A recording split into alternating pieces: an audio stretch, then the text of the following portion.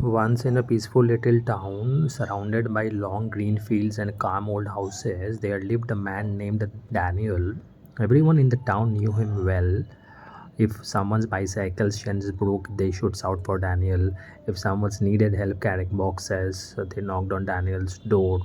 If a lonely person needed someone to talk to, they went straight to Daniel's house. He never said no. He always smiled and said, "Of course, I will help." He believed that helping others made him a better person, and people praised him for his kindness. But slowly, without realizing it, Daniel's life stopped belonging to him. His garden remained half cleaned, his windows were broken, his roof needed repairs, his own problems were piling up. But instead of fixing them, he was out in the town fixing everything for everyone else. Every night he came home covered in dirt and sweat. His mother looked at him with tired eyes and said, "Daniel, my dear boy, you help everyone, but why does no one ever help you?" Daniel always gave this same small smile and replied, "It's all right, Mom. One day people will remember my kindness," but that day never came. One evening, the sky turned dark and heavy wind started blowing. The townspeople rushed to protect their gardens belongings before the storm came.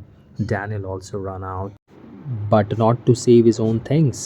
He went straight to help his friend Oliver, whose tools and equipments were still lying outside. They worked fast, covering everything with clothes and moving things into the shed. But Daniel's own garden furniture was still outside, his plants still uncovered, and his stolen boxes were still open. And then the storm hit. Rain poured heavily. The wind whipped through the town, and by the time Daniel reached home, almost everything in the garden was ruined. He sat on the front steps, rain dripping from his face, staring at the muddy mess that used to be his peaceful garden. His mother placed a warm towel on his shoulder and said quietly, "Daniel, today you saved everyone's things except your own." Daniel didn't reply, but inside him something finally broke. The next morning, tired and confused, he walked to the edge of the town to meet old Mr. Harris, a wise, retired teacher who lived in a small cottage near the river. Daniel sat down beside him and said, "Sir, I don't understand what I'm doing wrong. I help everyone, but I feel empty. I feel tired not from work, but from people. Why does it feel like kindness is breaking me?" Mr. Harris watched the river move slowly and said, "Daniel, look at this river. It gives water to trees, to birds, to animals, to farms. But when it rains too much and the river forgets its path, what happens?" Daniel thought for a moment and said, "It floods, it destroys everything." "Exactly." Mr. Harris said, "Kindness without boundaries becomes a self destruction. You are kind, Daniel, but you have no limits.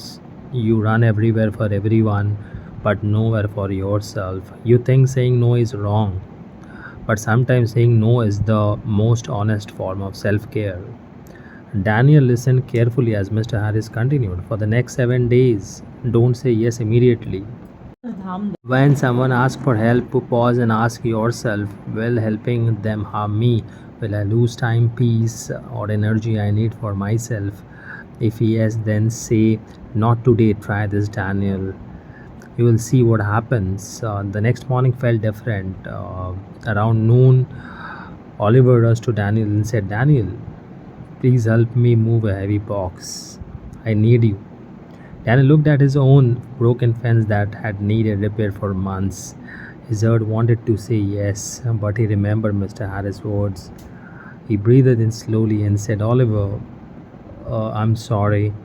Today I need to fix my own fence. I can help you later, but not today." Oliver stared at him in shock. "You are saying no? You never said no." Daniel nodded quietly. Oliver left looking upset, and Daniel felt a little guilty, but he stayed focused. Within a few hours, the fence that had been broken for months finally stood strong again. For the first time in a long time, Daniel felt a small sense of pride in taking care of his own life. The next day, two neighbors came for small favors, help with carrying shopping bags, help fixing a chair, but Daniel politely refused and explained that he was busy with his own work. That evening, instead of feeling tired and used, he felt light and calm. A quiet peace filled his heart. On the fourth day, the sky turned grey again, and another round of heavy rain poured down. This time, Daniel's roof started leaking. He looked outside, waiting for someone to knock on his door like he always knocked on theirs. But no one came, not a single person. He could have been angry, but instead felt something, new strength. He picked up tools and fixed the roof himself.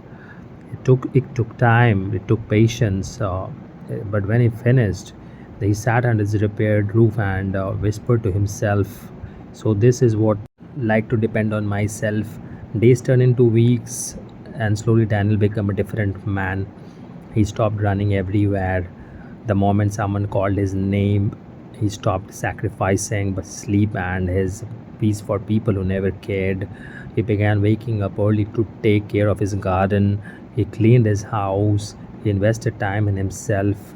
And something unexpected happened. People started respecting him more. Oliver began solving his own issues instead of depending on Daniel. Neighbors stopped calling for every little thing. The town was still friendly, but people no longer treated Daniel like a tool they could use anytime. Daniel's house looked better, his garden grew beautifully, his face looked fresher, and for the first time in years, he laughed without feeling tired.